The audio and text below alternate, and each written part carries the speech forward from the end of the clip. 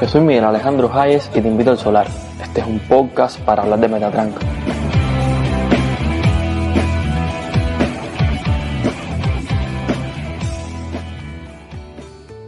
Buenas noches, bienvenidos al Solar. Hoy pues estaremos hablando, por suerte, de un tema que no es economía. Sí, me equivoqué, sí es de economía. Realmente todos los temas aquí son de economía, incluso los que no lo son. Pero este es de economía, pero no de algo actual. Es un tema que yo quería hablar de hace rato y se me había olvidado, pero creo que es el momento. Además, estamos en unos días... quiero hablar de eso, no tengo ninguna justificación. Entonces, empezamos el episodio de hoy. Cada vez las presentaciones son más cortas, eso es importante decirlo. Delante del micrófono, arrancamos ya. Convencido que las almas abrazaron utopías, que las mías son tan tuyas como tuyas son las mías. Te propongo hacer camino. Bueno, el tema de hoy, que no lo he dicho todavía, que es de economía, pero que no es de economía, decidí ponerle algo así como pensar la economía cubana. ¿Por qué yo digo pensar la economía cubana? Por algo que todo el mundo sabe, pero que se suele olvidar. Y es que cuando tenemos un problema siempre lo estamos pensando, siempre que estamos viendo el mundo. Sí, todo el mundo piensa, parece que no, pero todo el mundo piensa. Siempre estamos pensando, es decir, lo que quiero transmitir con esta idea es que el mundo siempre lo percibimos a partir de determinadas representaciones, podemos llamarle como cada cual puede llamarle como desee, pero siempre se trabaja con una imagen que se construye en la mente. Es decir, podemos llamarle en última instancia a esa imagen pensamiento. Entonces, siempre que estamos sacando conclusiones y que decimos encontramos el problema o encontramos la solución, siempre ese problema que encontramos, esa solución que encontramos es una representación. Por tanto, yo pienso que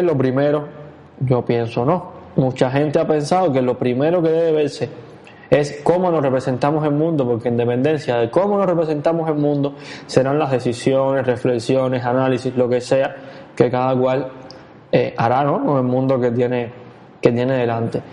Y si de hacer teoría se trata, hay que recordar que toda teoría es ante todo un modelo teórico. O sea, la realidad, el mundo existente siempre es más rico que la teoría. Sobre el mundo existente pueden existir tantas teorías como lenguajes y lógicas mezcladas, o sea, cuantas interacciones de lógicas con lenguajes puedan hacerse. Por eso hay muchas teorías que dicen exactamente lo mismo de maneras diferentes. Entonces, vamos a pensar cómo hacer teoría, cómo teorizar, cómo reflexionar la realidad cubana, partiendo de que siempre que pensamos estamos modelando, o sea, construyendo una imagen en última instancia del mundo real, del mundo existente. O sea, las teorías no son el problema, las teorías no son la realidad, son solo un intento de representación. Esto es obvio, pero salga por ahí, revisa y va a ver cómo hay muchísima gente, espero que me esté escuchando, bueno, si lo es se puede rectificar, que cuando habla de alguna teoría, de alguna construcción, de alguna categoría, sobre todo las políticas, que son las que están de moda, como si esa fuera la realidad y no un modelo, una representación, una forma de explicar un problema, e incluso usa esas categorías como ofensas. Pero bueno, eso se va del tema. Entonces, si vamos a hablar de pensar la economía cubana, yo creo que el primer contraste, menos que yo observo, o sobre lo que quiero poner el debate, o la reflexión, que es lo más importante, es la relación entre la realidad cubana y los modelos teóricos exportados que se aplican a la realidad cubana.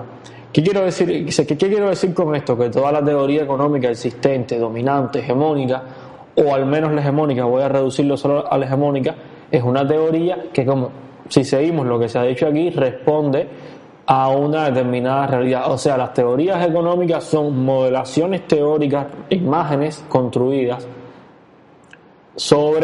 intentando reflejar determinada realidad. Es decir, cuando una teoría se aplica y se aplica bien, o sea, no se anuncia, digamos, vamos a hacer un ordenamiento y no hacemos un ordenamiento, no, que se dice que se va a hacer y se hace realmente lo que dice la teoría y funciona, o sea, es efectivo su uso, es porque esa teoría en última instancia era un reflejo que permitía hacer operacional la realidad que estaba intentando reflejar, o sea, la caracteriza de una forma y en función de eso se toma una decisión y el resultado es el esperado, es porque la modelación era útil, era operacional, ¿no? Eso básicamente es algo que todo el positivismo, el del cual yo debería estar en contra, pero no lo estoy, plantea. O sea, si la teoría te permite explicar el problema y ser operacional, o sea, poder actuar sobre él y obtener resultados esperados, funciona la teoría. Al menos esa lista, creo que todos podemos coincidir en ella.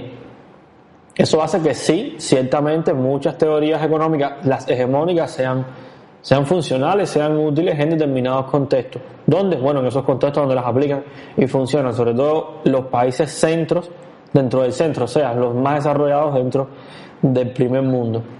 ¿Qué pasa con la realidad cubana? Y aquí es donde yo quiero ya caer bueno, creo que es la materia ya el problema.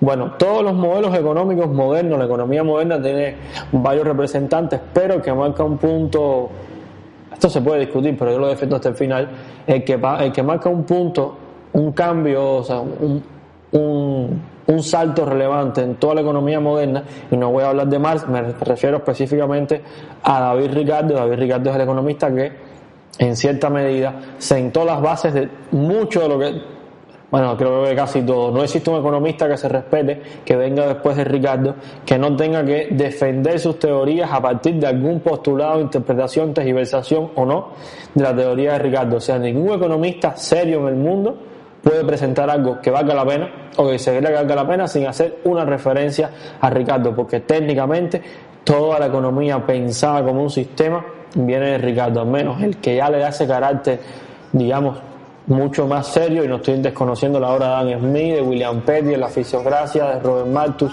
en fin, de mucha gente, sino el que marca una diferencia respecto a todos los demás es David Ricardo.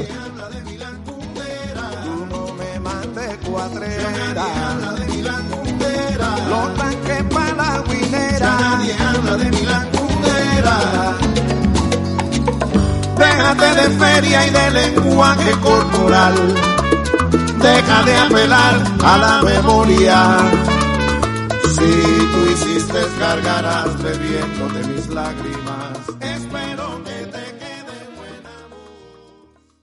Entonces, como el tema es Ricardo, o sea, el punto de partida de Ricardo, yo voy a arrancar con una idea que tiene que ver con Ricardo, y es que en la obra de Ricardo, en sus primeras páginas, o sea, yo no vengo aquí a decir la cita, la página exactamente, pues eso lo puede hacer cualquiera, ¿no?, que esté interesado, y además lo importante es la idea. Ricardo habla de que todo su modelo teórico, o sea, todo el modelo teórico que él desarrolla en principios de economía, política y tributación. Sus primeras 3 páginas puedo decir que dice esto. Es más, sus primeras 2 páginas, le estoy quitando una. Ricardo habla de que toda esa teoría funciona o refleja o es útil en determinada realidad. En la realidad donde la capacidad de la oferta de crecer sobre sí misma es ilimitada. Es decir, Ricardo habla del principio de la escasez, o sea, de la finitud, por llamarle de alguna forma, de los recursos naturales como una condición propia del intercambio. Es algo tan sencillo como que saliéramos a la calle y si hubiera en la calle tirado en todas las esquinas toda la comida que nos hiciera falta, no tendría sentido ir a un mercado a comprar comida. O sea, toda la economía moderna levantada sobre sistemas mercantiles lleva en el fondo una realidad, que es la escasez. O sea, no la escasez como se entiende en Cuba, de que no hay nada, sino de la finitud, o sea, de lo ilimitado y de que se necesita hacer un intercambio para obtener eso. O sea, no es llegar y cogerlo. O sea, la escasez a la que se está refiriendo no es que falte, no es una escasez de inventario, es una escasez con una dimensión social. Por ejemplo, permeada por la distribución. Sí, hay un arroz, hay frijoles, carne de puerco, hay tomate. No en Cuba, en otro lugar hay eso. Y uno necesita trabajar, necesita cambiarlo por algo para obtenerlo. Necesita dar dinero.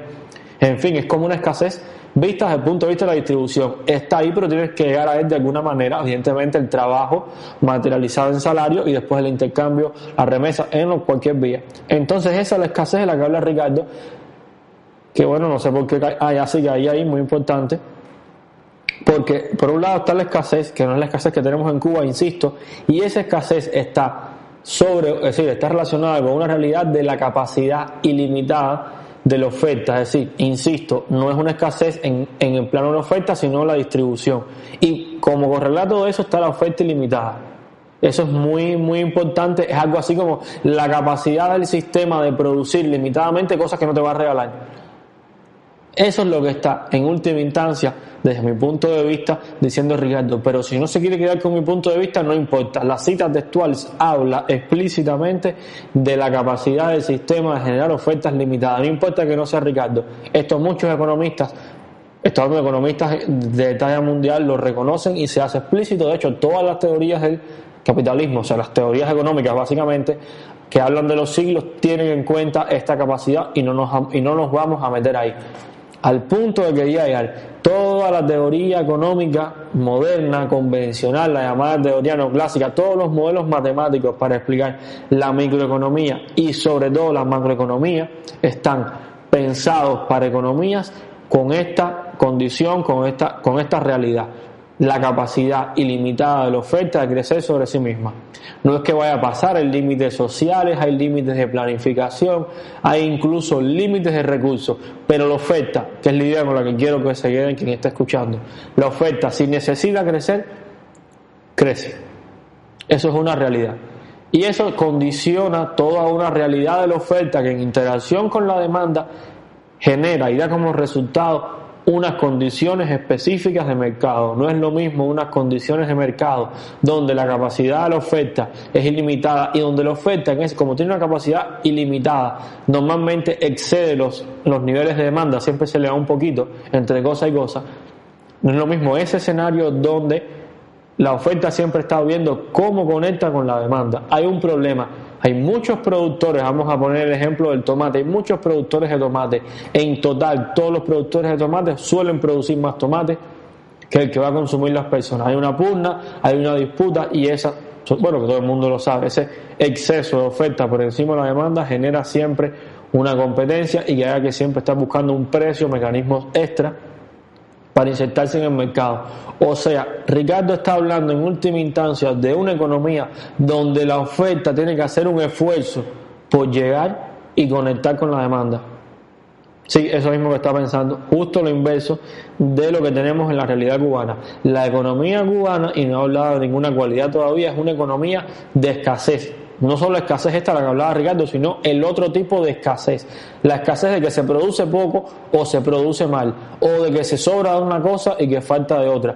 O sea, en última instancia, la oferta en condiciones como la cubana, o sea, la oferta de la economía en Cuba no es ilimitada, no excede la demanda y no tiene la capacidad de exceder la demanda. O sea, en vez de sobreproducción entendida en cualquiera de sus dimensiones, bueno, sí hay sobreproducción de ineficiencia, de burocracia, pero en la que estamos hablando de bienes y servicios en un sentido clásico, hay una subproducción. Eso hace que la relación de oferta y demanda de la que estábamos hablando inicialmente sea diferente. Si la oferta no alcanza para toda la demanda, ocurre lo inverso de lo que estábamos mencionando. Es la demanda la que tiene que fajarse para llegar la oferta, es la demanda la que tiene que estar viendo qué va cómo paga más, cómo se encuentra con un colero, un revendedor, cómo inventan las tiendas en MLC. Vamos a olvidar las tiendas en MLC por ahora. En fin, las condiciones, y esto es un mínimo solamente, son totalmente diferentes. Digamos, todo el esfuerzo, por llamarle de alguna forma, o el esfuerzo principal en condiciones de la capacidad limitada de la oferta, cae en la oferta. Es la oferta que tiene que perrearle, que caerle atrás a la demanda. Aquí es al revés, la demanda que tiene que perrearle, caerle atrás, incluso correr algún que otro riesgo en la ilegalidad y la legalidad para poder llegar a la oferta. Si eso no le parece suficiente, bueno, tenemos un problema. Es decir, la reflexión tiene un problema. Hay algo ahí muy serio, y es que el comportamiento de la demanda va a ser totalmente diferente en un modelo y en otro. Es decir, hablamos de cosas tan básicas como las condiciones de equilibrio, los precios, la reacción de los agentes, tanto de los productores como de los consumidores, es totalmente diferente, y eso es visto solamente a nivel de pequeños mercados. Cuando hay todo un sistema de pequeños mercados que funciona totalmente diferente al otro sistema de pequeños mercados de las economías, donde si hay una oferta ilimitada, es totalmente diferente. O sea, tenemos un sistema completo que está pensado en simplemente mantener los niveles de oferta. O sea, todo el tiempo es una dinámica de gestionar la oferta de forma tal que no provoque una crisis en la economía. De eso van los modelos macroeconómicos de las economías clásicas, o sea, las economías estas tradicionales, donde la capacidad de la oferta es ilimitada. Su objetivo es gestionar la oferta de forma tal que los ciclos productivos, que la oferta no se sobredimensione de forma tal que genere una espiral, una burbuja, una crisis. Porque al no poder realizarse la oferta, cierran algunos, ocurre el desempleo, y sabemos que cuando cierra una persona, cierran 4 o 5, porque es decir, cada un consumidor va a haber alguien que no va a poder vender. Se busca siempre un equilibrio de forma tal que la oferta, entendida como un todo de la economía, no se sobredimensione, no exceda demasiado al sistema, a las capacidades de asimilación del propio sistema. En español, la oferta puede exceder la demanda, no, tiene que exceder la demanda un nivel más o menos para que se mantenga la competitividad, o sea, la búsqueda más o menos de la eficiencia en tiempo real. Si todo el que produce puede vender, adivine, va a haber mucha gente que produzca de forma ineficiente. Tiene que haber más o menos alguien que se quede fuera para que sea una condición de supervivencia y de existencia dentro del mercado la eficiencia. Ese es el modelo que nos está reflejando la economía convencional. ¿Sí? En la realidad cubana es totalmente al revés. ¿De qué sirve explicar la realidad cubana de un modelo donde el problema es que la oferta no exceda demasiado la demanda, mantener determinados niveles de oferta, jugando siempre con la demanda? El objetivo es que la oferta se realice. Por tanto, hay que producir lo que se vaya a vender y lo que se vaya a realizar. Por eso esa búsqueda siempre de un mejor producto, y si no es mejor, no importa, te van a inventar que es mejor, te van a hacer creer que es mejor, por tanto va a ser mejor. Y jugar también con la cantidad, o sea, todo gira alrededor de la cantidad y la calidad de la oferta. Cómo hacer que la oferta se realice para que el ciclo económico cierre. Venimos a Cuba, ¿y de qué sirve ese tipo de modelo en una realidad donde la oferta no alcanza? El modelo cubano tiene que, primero que todo, darse cuenta, cualquier modelo teórico, económico, cualquier persona que se sienta a pensar, la realidad cubana tiene que tener en cuenta eso. Por tanto, todos esos modelos, o buena parte de esos modelos macroeconómicos, al menos los tradicionales, no se aplican, no son útiles para explicar la realidad cubana, y cualquiera que vaya a enfrentarse a la realidad cubana a la hora de pensarla, reflexionarla, tiene que tenerlo en cuenta, porque, insisto, las reacciones son totalmente diferentes, los centros de gravedad están desplazados, los equilibrios de mercado también se encuentran en otro lugar, la tendencia de las economías con sobreofertas al alza de los precios, a la reducción de los precios, la tendencia de la economía con suboferta es justamente lo contrario, es al alza de los precios. Es la tendencia, y bueno, creo que en Cuba se nota, ¿no? O sea, no necesitamos ir a ningún lugar para verlo porque estamos hablando de Cuba y son cosas extremadamente visibles. Es decir, se necesita pensar la economía cubana como una economía con oferta limitada y con una tendencia al alza de los precios, con una oferta limitada. Una oferta limitada y con poca calidad, porque hay que recordar que la producción cubana de bienes y servicios ahora mismo está en crisis de calidad. Y lo estoy diciendo yo, no tengo que citar ningún libro ni ningún autor. Me consta como ciudadano que va y consume, intenta consumir, intenta comprarse sus colas, y se nota la mala calidad, ya sea por lo producido como por lo importado. Insisto, en bienes o servicios. Que quinquenal es el plan, ya nadie habla de Milán, ni de Pello el Afrocán, ya nadie habla de Milán, ni de Otto ni de Hassan, ya nadie habla de Milán, de Lazarito de Lian, ya nadie habla de Milán, qué tremenda jodedera, de Milán Kundera, tú no me mandes cuatrera, de Milán Kundera, los tanques para la winera.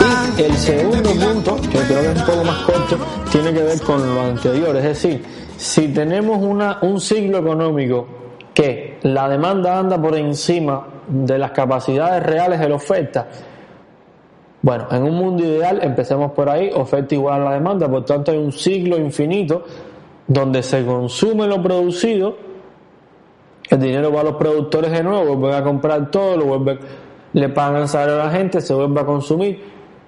Eso no importa. Ahí da la idea de un ciclo con un mínimo de discontinuidad. Si pensamos el capitalismo, el tradicional, que tiene sobreoferta, capitalismo desarrollado, ese ciclo también se da. Siempre hay una pérdida de eficiencia, por llamarle de alguna forma, en la economía. Digamos, esos productores que no pudieron insertarse bien en el mercado simplemente renuncian, pasan a ser empleados, pueden dejar de ser dueños, pueden reinsertarse en otros negocios o en dependencia de la economía que sea.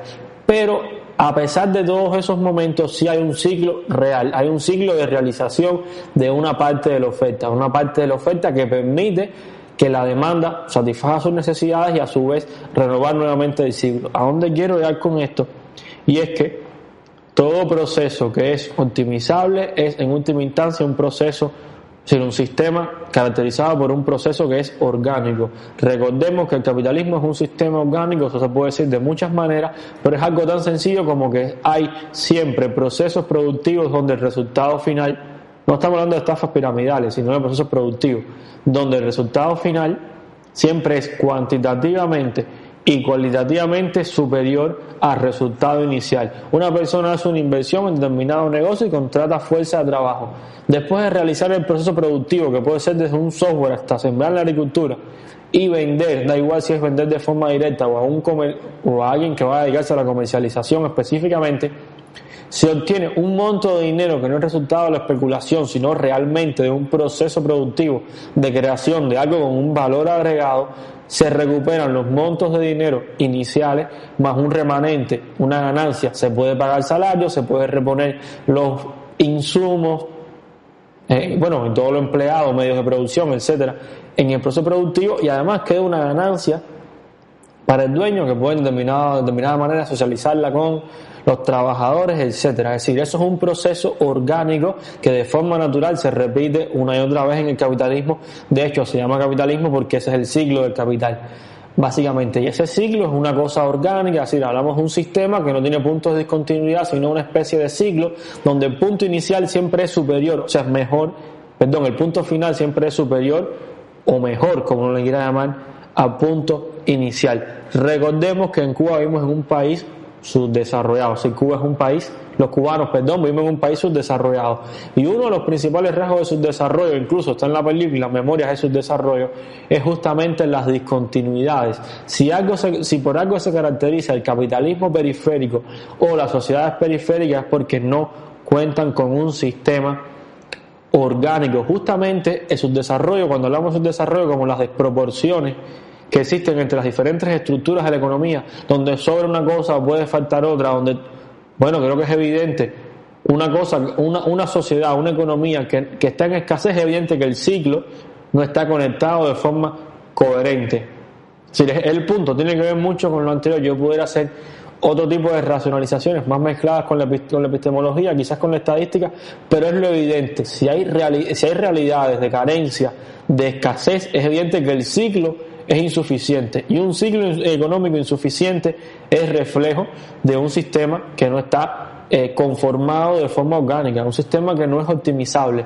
Yo tengo un simple ejemplo para ilustrar esto, es decir, ¿a qué me refiero con un sistema orgánico ya en lo más llano, en lo más cotidiano? Y es que en un sistema orgánico donde todo está conectado, uno puede echar algo por cualquier lugar y tener un resultado esperado. En un sistema orgánico, digamos, uno hace una inversión en maestros, o sea, buenos maestros maestros de física, cualquier cosa, y el resultado esperado es que dentro de una determinada cantidad de años florezcan muy buenos físicos. Es decir, un sistema orgánico es donde por cualquier lugar donde uno eche algo hay un resultado esperado real. Un ejemplo de la economía cubana muy útil es cómo, a pesar de el aumento considerable del turismo en el año 2007, me puedo equivocar, justamente fue el año 2007 no es más feliz desde el punto de vista macroeconómico para la economía cubana. ¿Cómo es posible que en el mismo año donde se da un gran incremento del turismo, dije 17, puede ser 16, en el año de los 4 millones de turistas en Cuba, justamente ese mismo año no fue el más feliz? ¿Cómo es posible que, a pesar de que la principal fuente de ingresos, de divisas frescas de la economía cubana, el principal sector de la economía, el que más aporta, justamente ha recibido una inyección, un disparo de 4 millones de turistas, y eso no se ha traducido en un crecimiento de la economía a nivel de macroindicadores, y sobre todo no haya representado un crecimiento, una mejoría significativa en el nivel de vida de los ciudadanos, o sea, en el poder adquisitivo del dinero. De hecho, el efecto fue muchos espacios lo contrario, simplemente porque aumentó la masa de dinero en circulación, y eso es algo que se nota mucho en Cuba en lo que son los polos turísticos. Mientras más aislados, mejor. Los pequeños polos turísticos aislados aumenta mucho la masa de dinero en circulación, sobre todo, bueno, divisa, lo que sea, CUC, da igual, y se empiezan a disparar los precios porque simplemente no aumentó la producción. Un espacio cerrado, estaba pensando en una pequeña ciudad como puede ser Trinidad, con cierta, esto es relativo obviamente, cierta desconexión, cierto grado de aislamiento, donde hay una recirculación más o menos ahí cerradita, aumenta la cantidad de dinero porque vienen muchos más turistas y no aumentó la cantidad ni de tomate, ni de arroz, ni de frijoles, ni de carne de puerco. Simplemente aumenta el precio del tomate, el arroz, los frijoles y la carne de puerco. Puede ser que esté más barato que en La Habana, pero el efecto ahí es ese. Entonces eso es la otra cuestión muy importante de nuestro subdesarrollo. No somos un sistema orgánico, no somos un círculo donde todo es continuo, o sea, donde un paso te lleva al otro, una causalidad a la otra, y se hace un círculo donde se cierran todas las causalidades, donde todo está conectado perfectamente con todo. Justamente tenemos lo contrario, que exista todo un efecto, todo un impacto en una rama de la economía y no ocurra ningún derrame, ningún encadenamiento con otros sectores. Y eso lo vemos en la economía cubana. ¿Dónde están los grandes encadenamientos en la economía cubana? Cuando florece un sector de la economía, muchas veces florece solo. Entonces, todos esos modelos macroeconómicos también están pensados donde todo está conectado. Y se habla, por ejemplo, de efectos multiplicadores, donde usted o X hace una inversión en un sector determinado y se generan una serie de encadenamientos. El encadenamiento en Cuba es muy sencillo. Yo voy a producir chocolate y no tengo los envases para los chocolates, los voy a importar de determinado país, y ahí terminó el encadenamiento productivo de la economía cubana. Eso es causa y efecto al mismo tiempo de todas esas desconexiones propias de su desarrollo. Es decir, no decimos que su desarrollo sea una causa de eso, sino que a ese fenómeno de desconexión, de discontinuidades, de asimetría, o sea, que no funcione bien la cosa porque no todo está bien conectado, es el subdesarrollo. Entonces, ¿cómo vamos a aplicarle modelos de economías que está todo bien conectado? Cuando es todo bien conectado, por supuesto, estamos hablando de la economía, no de los factores sociales, sino la industria. La sociedad puede estar en candela, pero todo está conectado, todo el mundo sabe el eslabón que lleva los sectores productivos, el eslabón que ocupan dentro de todo ese sistema. ¿Cómo vamos a aplicarle eso aquí? Y alguien me dirá, bueno, ¿para qué? Nada, muy sencillo, que allá saben dónde van a invertir, o se puede hacer siempre un estimado y más o menos prever el efecto. Y prever el efecto no importa, es que en última instancia sí va a tener un efecto multiplicador, un efecto de determinados encadenamientos. Recuerden, no estoy hablando de Costa Rica, estoy hablando de los países del primer mundo, los que se están reflejando en los modelos macroeconómicos y en los más avanzados modelos económicos matemáticos que existen ahora mismo. ¿Para qué sirve eso? Si venimos aquí, aplicamos una cosa y alguien nos puede decir determinada relación, por ejemplo, entre tasa de interés e inversión en una economía, y eso no aplica, no tiene sentido en Cuba, porque el comportamiento de la demanda, y aquí ya estamos, cerrando en cierta medida todo lo que hayamos visto, el comportamiento de la demanda es totalmente inverso al comportamiento, no totalmente inverso, no es la forma más correcta, tiene otros comportamientos esenciales al comportamiento de la demanda, sí, porque lo esencial de la demanda es demandar y consumir. Tiene otros modos de proyectarse la demanda porque está en otras condiciones, está bajo otras reglas, tiene otros incentivos y sobre todo el centro de gravedad está en la demanda. Aquí el que más esfuerzo tiene que hacer en la demanda por conectar con la oferta. Tenemos eso por un lado y tenemos esta otra realidad que tiene que ver con lo sistémico.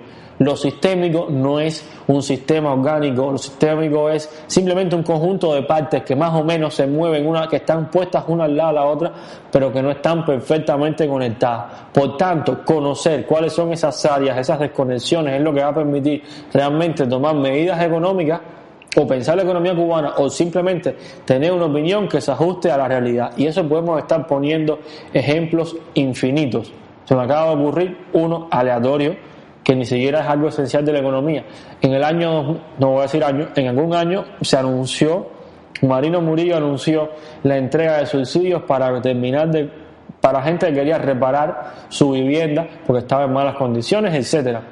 Esa misma asamblea, un año después, de las pocas cosas que cambiaron fueron un párrafo de Murillo donde Murillo explicaba que iban ahora a poner una nueva restricción, y es que aquellas personas que obtuvieron ese subsidio tendrían que esperar una X cantidad de años, 4, 5, 2, no recuerdo, porque se descubrió que la gente pedía los subsidios, arreglaba la casa y después las vendía. O sea, la entrega de subsidios representó simplemente una fuente de ingreso. Y esas dimensiones que no están reflejadas en ningún modelo macroeconómico hegemónico, una dimensión tan sencilla como la corrupción. La corrupción, existen teorías para explicar la corrupción. La corrupción se explica a través de la falta de control y necesidades insatisfechas. Me lo acabo de inventar, pero hay muchas cosas más serias para explicar la corrupción. O sea, hay un conjunto de variables muy importantes para explicar la corrupción. Y algo tan sencillo como el papel de la corrupción en la economía cubana, corrupción de cuello blanco y de cuello de colores. ¿Dónde está la variable corrupción en cualquier modelo, cualquier economista, de cualquier pensador, de cualquier intelectual que esté explicando? Bueno, cualquier intelectual no, porque sí hay intelectuales. Sobre todo los modelos económicos ahora mismo que hay sobre Cuba, ¿dónde está la variable corrupción? Ya sea para el sector privado o para el sector estatal o incluso militar. O sea, ¿dónde están todas las variables que responden al propio comportamiento de los sujetos, de la ciudadanía, de los buenos y los malos, de las prácticas que son habituales, de esas tradiciones de ser fieles a la corona y al contrabando al mismo tiempo, y que juegan un papel importante en la toma de decisiones y en el comportamiento real de los agentes, de cómo se encadenan, cómo simplemente las presiones de determinados funcionarios pueden arruinar determinados sectores, o al revés, cómo se pueden producir, así cómo pueden prosperar unas ramas más que otras justo por esos mecanismos, digamos, oscuros. Esto es solo un ejemplo, no es esencial, no determina nada, pero es una de las tantas variables que pueden tenerse en cuenta a la hora de pensar la economía cubana sin ningún tipo de especulación. Podría ser otro tema, pero son cosas que están reales y no se puede decir que no se va a hacer teoría teniendo en cuenta una variable no en el sentido matemático, sino metodológico, porque no se puede medir matemáticamente. O sea, todos sabemos que la corrupción está ahí, que la economía cubana tiene insuficiencias en la demanda, que no es un todo sistémico, no es un sistema orgánico, para decirlo bien, pero no podemos hacer nada porque no tenemos la información suficiente para poder pensar la economía cubana. Entonces, el primer paso, después de dónde sacamos la información, es tener en cuenta eso, es saber que la realidad económica del ciclo económico como un sistema fracturado y a la vez la incapacidad de ese ciclo de satisfacerse a sí mismo, o sea, satisfacer la demanda, si no se tiene en cuenta eso, no se va a ningún lado. Creo que el primer punto entonces sería empezar por ahí y buscar otras alternativas. El primer paso para resolver un problema es encontrarlo o aceptarlo, da igual. Bueno, ante aceptarlo hay que encontrarlo.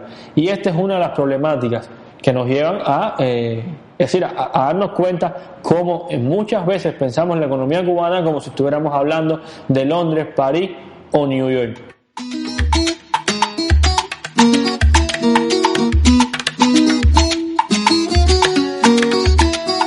Ya yo te olvidé, ya te di pisón, tu guagua se fue. Así que no cantes el himno soviético en mi cabaret. Devuelve las llaves que en Praga tú sabes ya no hay primavera. Y nada de invadirme la ruinera. Y si uno se pone a pensar todo esto, me imagino que quede la duda, ¿dónde se ve? Algo así como, Miguel, sí, ajá, ¿y qué hacemos? Me imagino, ¿no?, que el que esté escuchando se preguntará, ¿qué hacemos con esto? ¿Para qué nos sirve? ¿Dónde lo ponemos? Bueno, más allá de... mi respuesta, ¿no?, sería, más allá del ejercicio muy importante y necesario de saber que hay un problema real de que no podemos estar copiando mecánicamente. Bueno, copiar siempre es mecánico, que no podemos estar copiando esos modelos. Yo creo que lo que viene no es saber dónde están esos modelos, porque están en todas partes. O sea, yo digo todo esto porque en realidad yo veo ese tipo de proyección, ese tipo de modelación, de traer de afuera, de otras realidades y poner en todo momento. Y voy a poner un ejemplo. No, este sí no es un ejemplo cualquiera, este es un ejemplo muy importante. Fíjese que yo llevé todo a un plano muy sencillo, que es la relación entre oferta y la demanda, y a la vez cómo la relación entre ellas no genera un ciclo orgánico, y a la vez cómo los diferentes ciclos orgánicos, no dije el cómo, pero hice la referencia, cómo la repetición o la existencia de diferentes ciclos oferta-demanda que no son orgánicos, o sea, que no se cierran bien, produce un sistema lleno de discontinuidades. O sea, hay un punto de partida donde la oferta no conecta con la demanda, donde la oferta es incapaz de satisfacer la demanda, por tanto las propias necesidades de acumulación y de consumo del sistema no se ven satisfechas, como quien está respirando y le falta el aire. Y para rematar, si toda esa realidad no se da en un sector, digamos, no es en el tomate o en el arroz, es en muchos y muchos sectores de la economía, en la producción de muchos bienes y servicios, cuando uno junta todo eso, lo que da es una esfera llena de discontinuidades, o sea, el subdesarrollo, una esfera incompleta llena de mordillas y de huecos y que no está pegada a un conjunto de piezas puestas. Eso es lo que nos queda. ¿Dónde se ve que no se tiene en cuenta esa realidad a la hora de pensar la economía cubana? Yo voy a poner un simple ejemplo. No, un ejemplo lógico para verlo en todos los lugares. Eso ocurre en todos los lugares donde se plantea una política y una proyección económica que no tiene planteado y que su objetivo no es en última instancia reducir esa escasez de demanda y sobre todo que ignora que el comportamiento de una realidad donde la oferta es insuficiente va a ser siempre un alza de los precios. Y ahora un ejemplo concreto en las proyecciones alrededor del sector privado. Todo negocio privado que aparezca en la producción de un bien o servicio que no es óptimo, que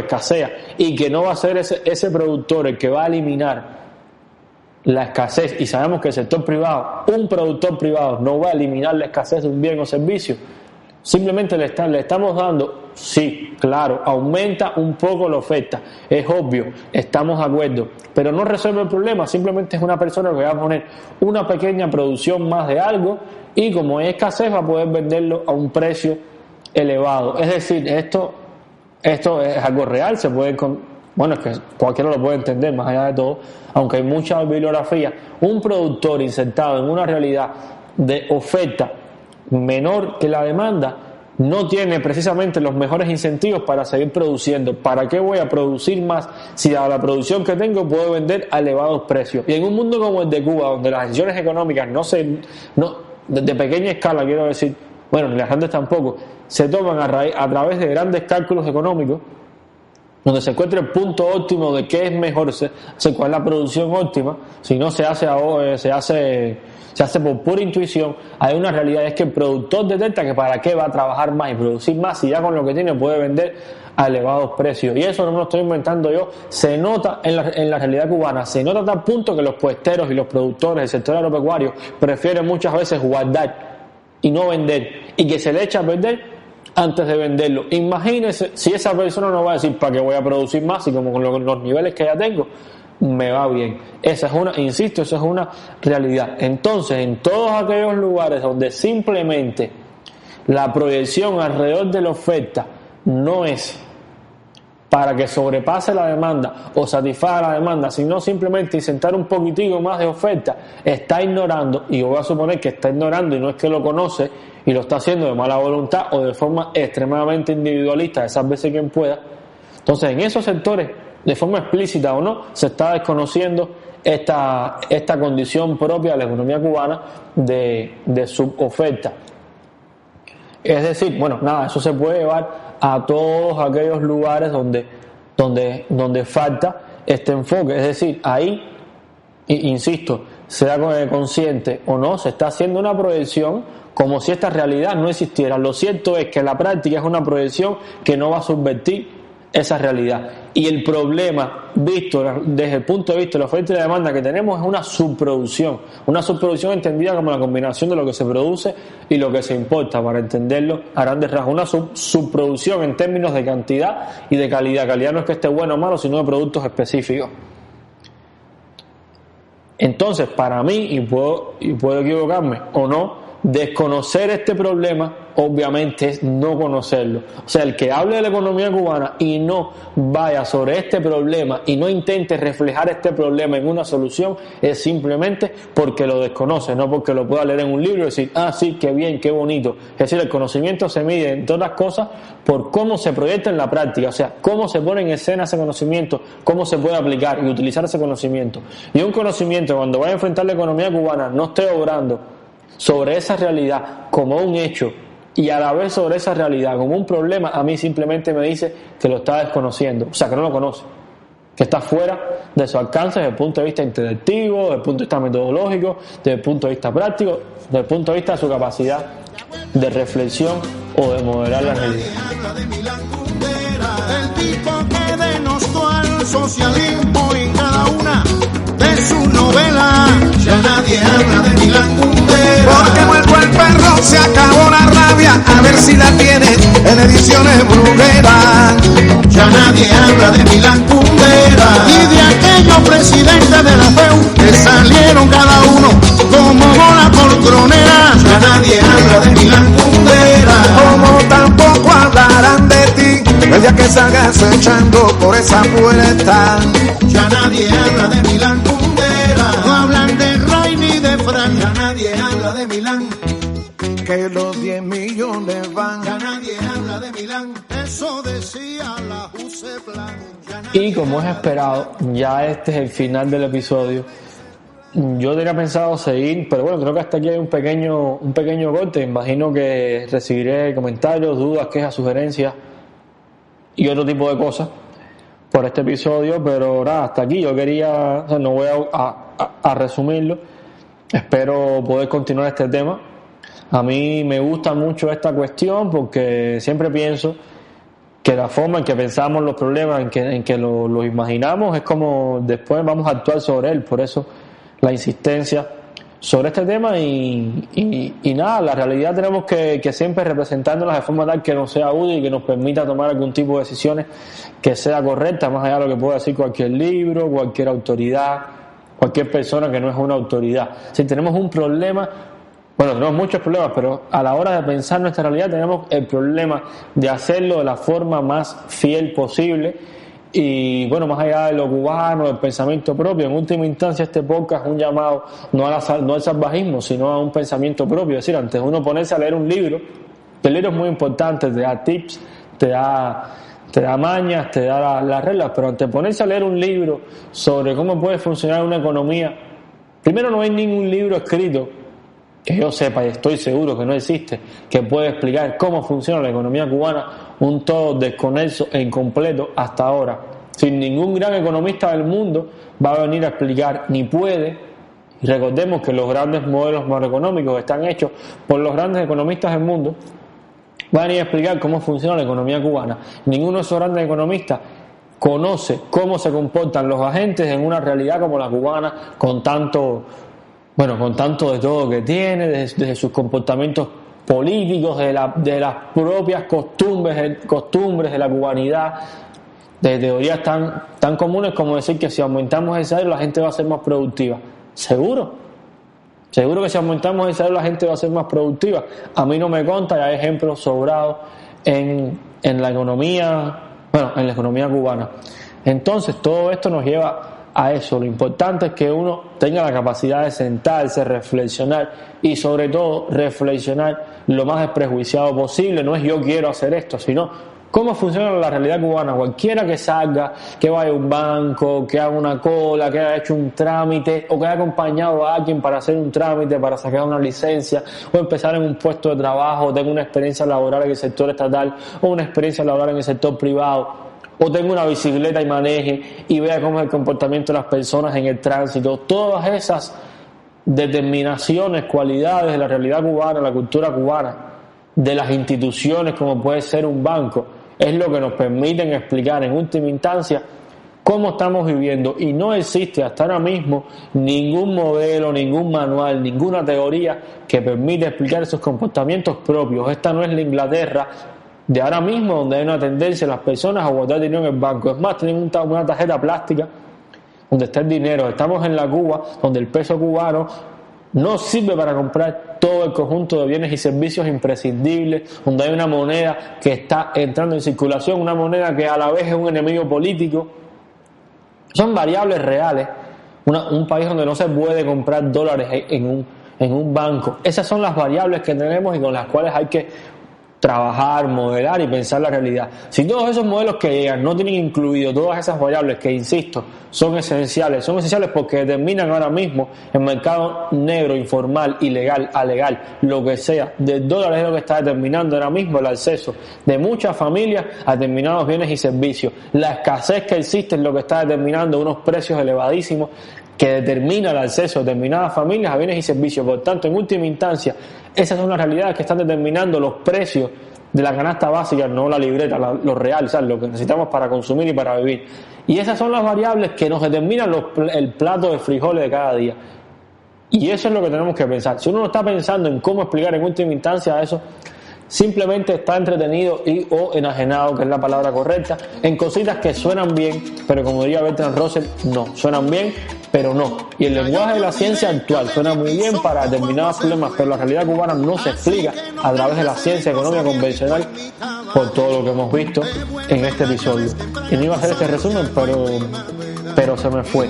Nada, muchas gracias por llegar al final, los que llegaron, los que no importa. Recuerden que tenemos un pequeño canal en YouTube que parece que está creciendo. Bueno, no parece, pero sí está creciendo. Y nada, muchas gracias nuevamente, un fuerte abrazo.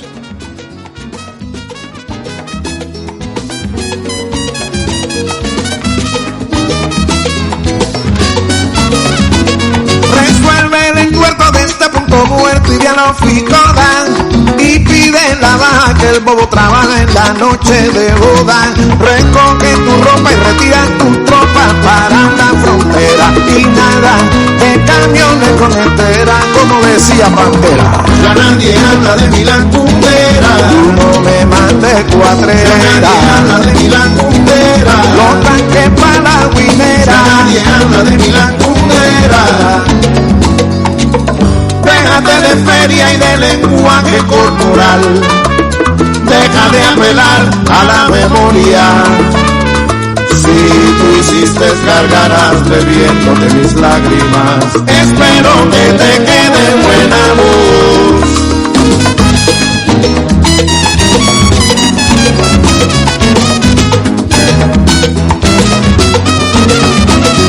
Recoge tu hamaca y sal de mi barraca de una puta vez, y ve a la bodega a ver si se te pega la cuota del mes. Ya yo te advertí, me caso contigo el año pasado, porque el año que viene te extrañé como Cecilia Valdés. Oye, qué bien lo hizo Juliette Binoche en la insoportable levedad del ser. ¿Te acuerdas? Esa misma. Ya nadie habla de Milán Kundera, el tipo que denostó al socialismo en cada una de sus novelas. Ya nadie habla de Milán Kundera, porque muerto el perro se acabó la rabia, a ver si la tienes en ediciones brugueras. Ya nadie habla de Milán Kundera, y de aquellos presidentes de la FEU que salieron cada uno como bola por tronera. Ya nadie habla de Milán Kundera, como tampoco hablarán de ti el día que salgas echando por esa puerta.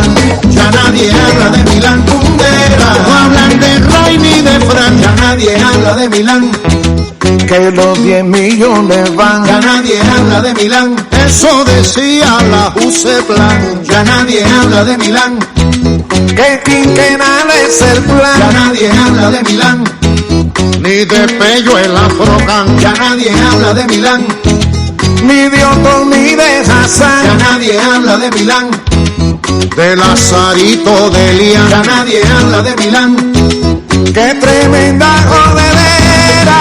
De Milán Kundera, tú no me mandes cuatrera. De Milán Kundera, los tanques pa' la guinera. De Milán Kundera, abajo la gusanera. De Milán Kundera, los cañones con esperas.